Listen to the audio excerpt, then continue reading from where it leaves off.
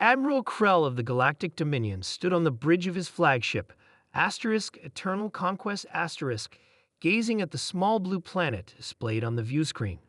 Earth, as the natives called it, a resource-rich world with a single dominant species that had barely achieved spaceflight, an easy conquest by all accounts.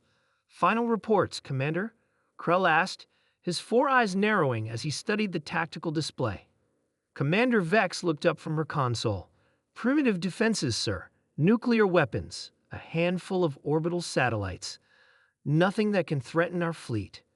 Population estimates at approximately 8 billion. They call themselves humans. Krell nodded.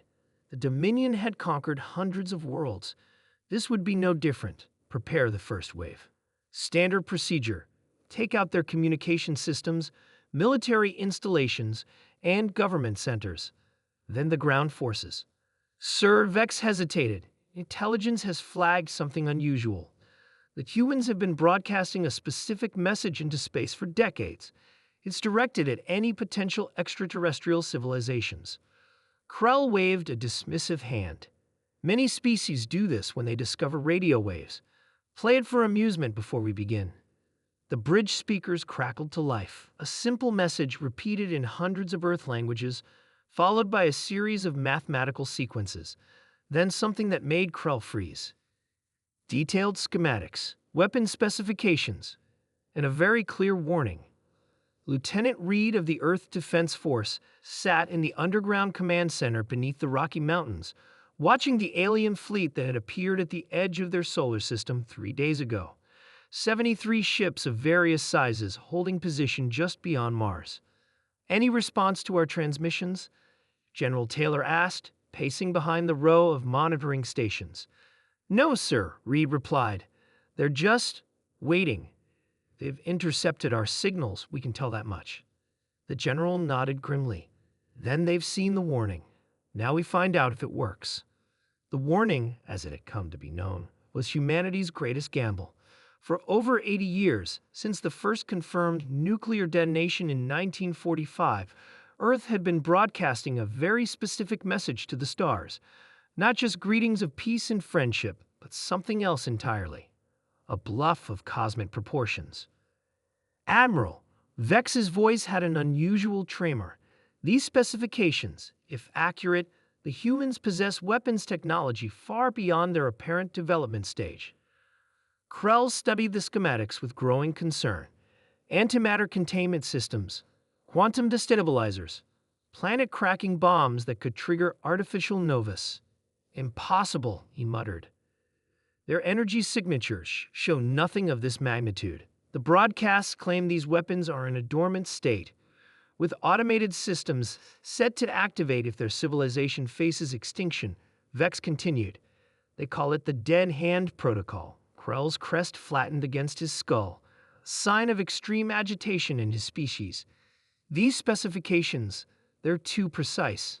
The theoretical frameworks are sound. Sir, another officer interrupted. We're detecting unusual energy fluctuations from several points on the planet. In the Earth Defense Force bunker, Reed watched as the carefully orchestrated show continued. Nuclear reactors across the planet modulated their outputs in the precise pattern they had practiced for decades. Satellites adjusted their positions minutely. Deep underground, massive electrical systems cycled up and down. Not enough to create actual weapons, of course. Just enough to create energy signatures that would appear to distant sensors like the awakening of dormant systems. General, Reed called out. They're moving.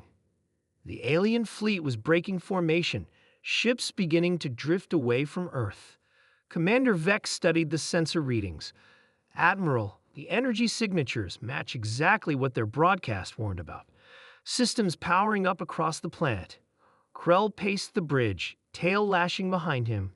The Dominion had encountered civilizations that fought back before, but this was different. The humans weren't just claiming to have planet-killing weapons.